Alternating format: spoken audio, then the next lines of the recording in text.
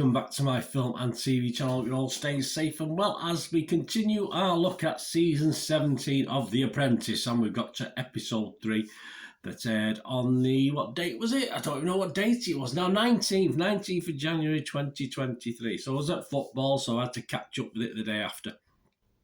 So yes, 250 grand up for grabs, and of course Alan Sugar is joined by Karen and Tim again. No Claude now for a little while, I don't think. We're down to 15 contestants, 7 girls and 8 boys. So join me as well. Have a look back at what happened. Please, if you're new to the channel, push that subscribe button, push the bell notifications. Great to have you on board. Everything film and TV, reviews, information, vlogs, stuff like this. I don't do much reality show stuff, but yeah, is this a reality show? Probably is. So anyway, enjoy and spread the word if you can.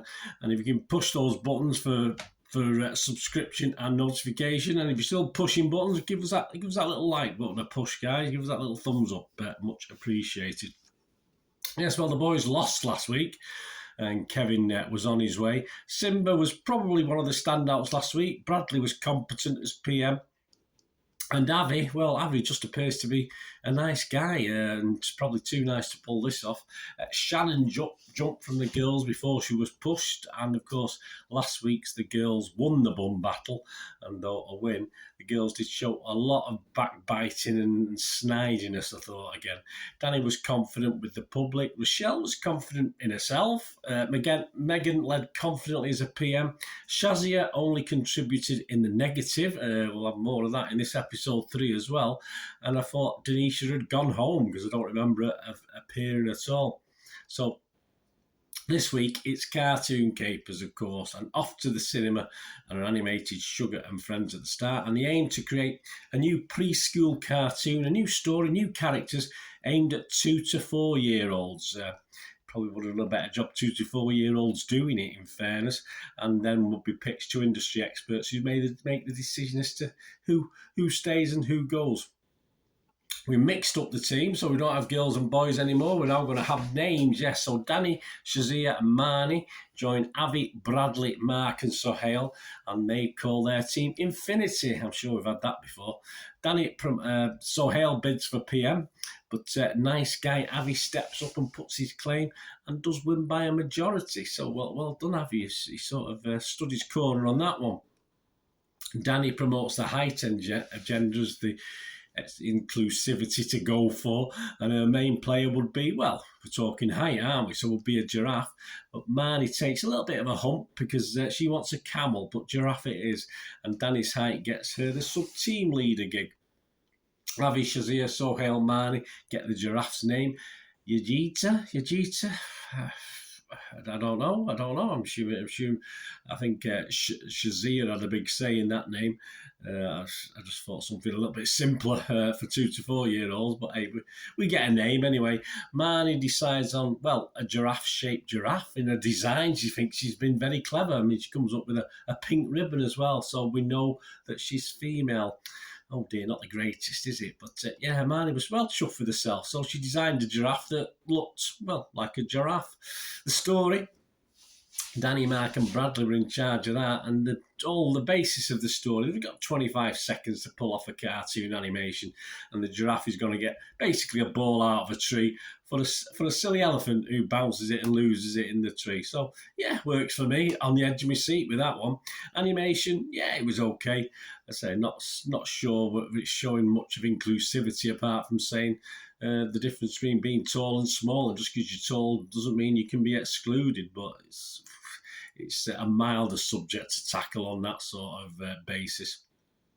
Shazia, again, sadly, not really going with the flow on this and disrupting a familiar theme with this girl. And I can't see Shazia working out for Alan Sugar long term. He's taking serious notes about this disruption she's causing.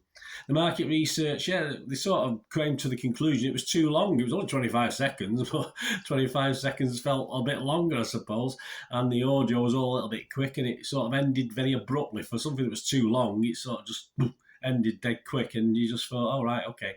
The pitch, Questions, yeah, the biggest question was why a pink bow. We did think that was going to be a problem. No need for a pink bow at all. It was just, I think they answered the question okay, but that was only the main quibble from the guys from the industry when they come to do the pitch. On the other team, well, Simba, Gregory, Reese, and Joe joined Denisha, Megan, and Rochelle and Victoria and called their team Apex. That's okay. Reese, a theatre school boss, looks the obvious choice to take as PM, and he does, and we'll get a wheelchair and a boy and girl's character in this one. So yes, Denisha, yes, she does speak after last week's lack of speaking and goes as sub-team leader. And dreaming up the characters, we've got Simba, Denisha, Victoria and Megan. Denisha gets away with Faye and a boy, Femi. Again, as I say, Denisha, I don't know, Femi, it might be a popular name for Denisha's, Denisha's, where Denisha's sort of, what's the word?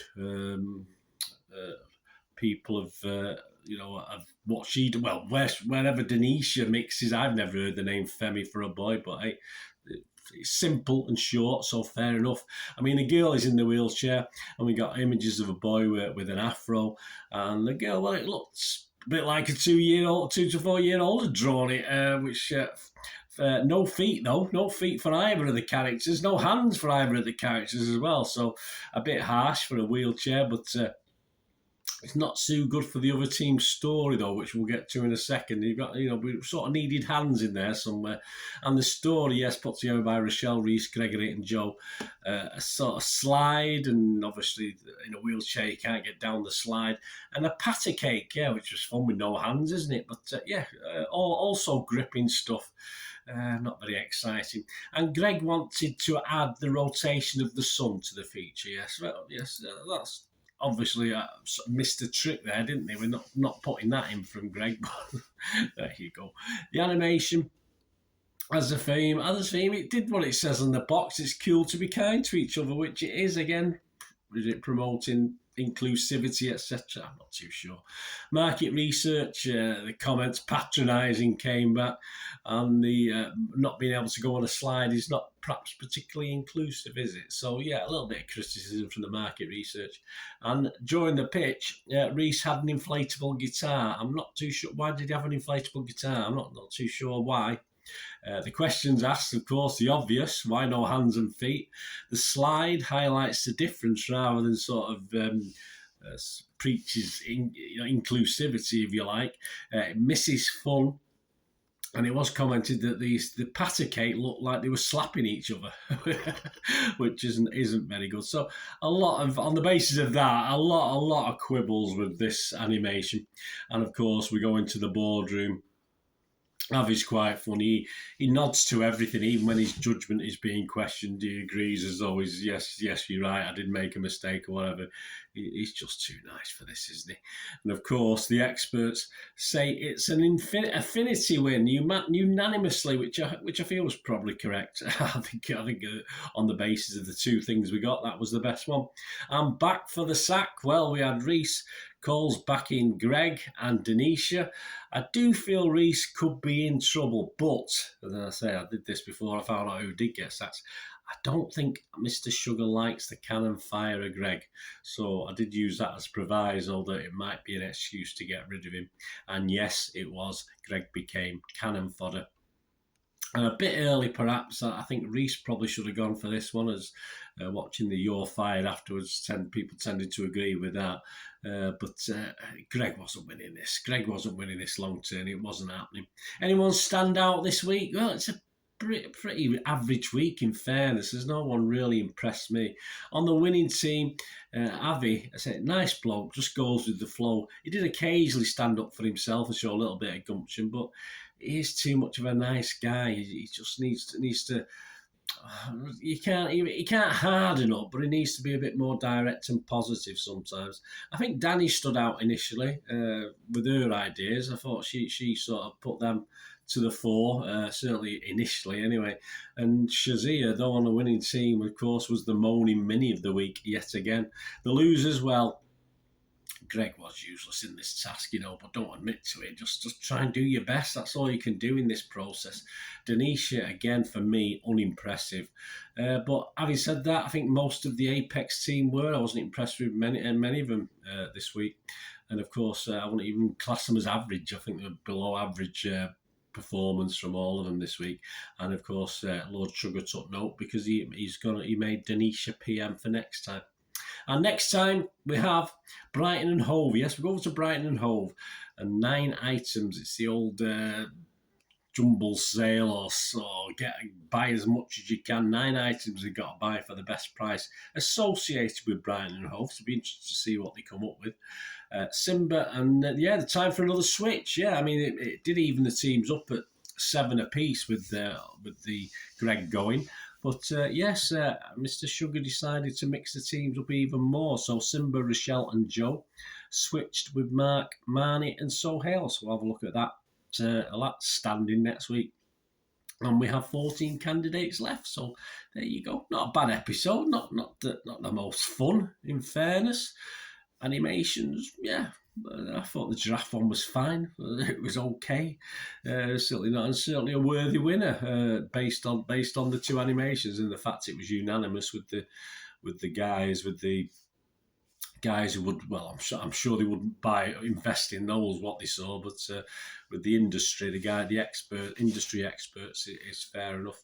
Anyway, join me next week, guys. We'll have a look at these 14 candidates with this bargain hunt, if you like, as we go down to Brighton and Hove. So they've been to Antigua, now they're going over to Brighton and Hove. Very nice. Anyway, thanks for watching, guys. Let me know your thoughts. Let me know who's sticking out for you, who you like in this, who you like in the process, etc. It'd be great to hear from you.